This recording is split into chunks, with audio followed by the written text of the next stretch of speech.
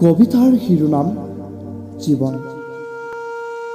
ৰচনা হৰি শইকীয়া, আবৃত্তি সমুদ্ৰপ্ৰথম শইকীয়া।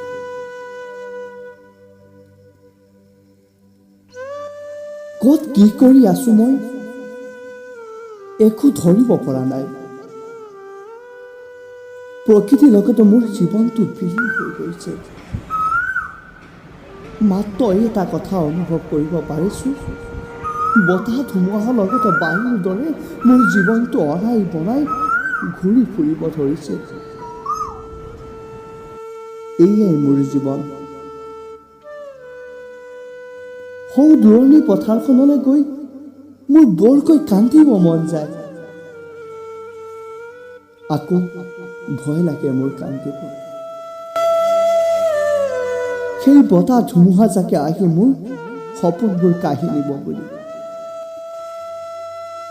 এটা সময় আছিল, যোনটো সময়তো মই হাঁহি হাঁহি মাৰ কোলাত শুইছিলো।